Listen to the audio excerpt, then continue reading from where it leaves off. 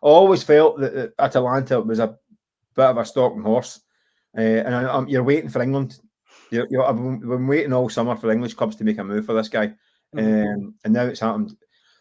Brighton, I think this is a real danger for Celtic. I think Brighton would be a good move for Mattarelli. Listen, I think Mattarelli's top class.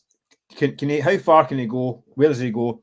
Could I see him playing for Manchester United, a Chelsea, a Liverpool, a Man City, a Tottenham? Possibly, maybe not Man City, Liverpool, but I could see him. I could see him playing for a Man United, or Chelsea, or Tottenham. These kind of teams, not a problem. But very rarely do you get a player going from Celtic directly to one of these teams. You don't. It's just, I mean, you look historically, they might end up there, but very rarely do they go directly to these kind of teams. There tends to be a kind of move in between. Can I see Mattarelli going to Brighton? Absolutely.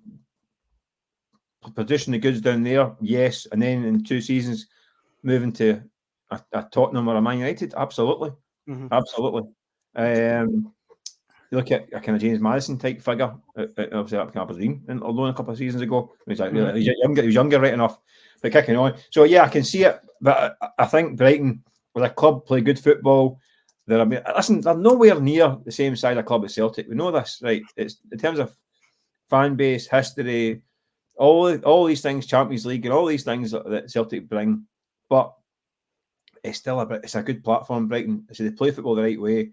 They're a club that's progressive. You'll get paid pretty well down in England as well, I'd imagine. Although I don't listen. In fairness to Mattarelli, I don't think that is the top of his tree of expectations in his career. I think he is wanting to have a career. It's more than just financial, that's for sure. Albeit that's an important part of it, by the way. Let's not be daft. It's a decent platform. This is an interesting one. I wouldn't be surprised if Brighton forced the issue for him.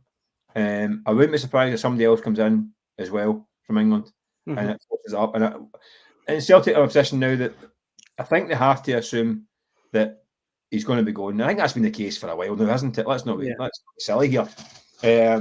So they've got, and I know for a fact they have got alternatives in the pipeline that they can go and potentially hit the button on if it does go.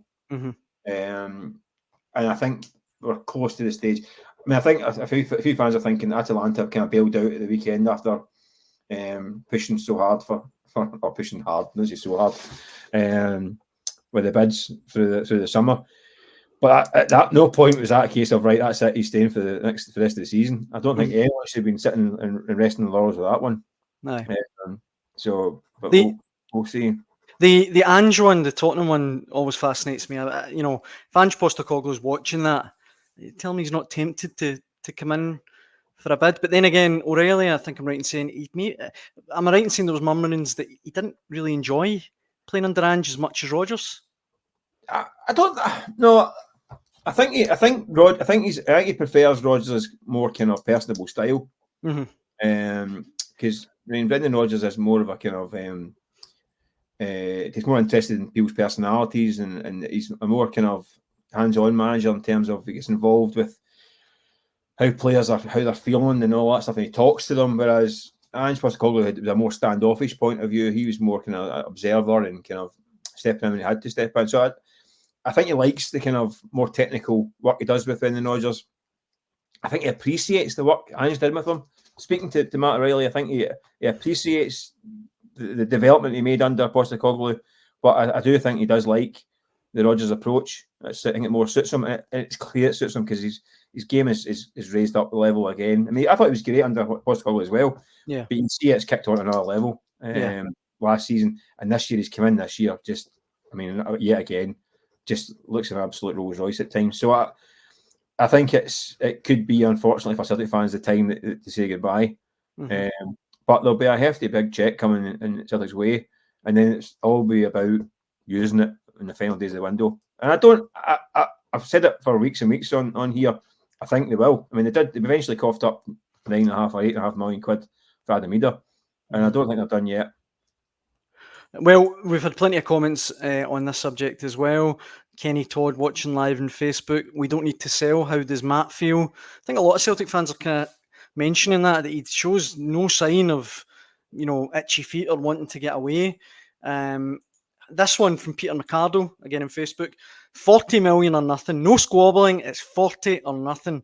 Celtic are in a strong position, but I think 40 million might be a little bit ambitious. Well, listen, English football, the market's mental, so you never know. But You never know.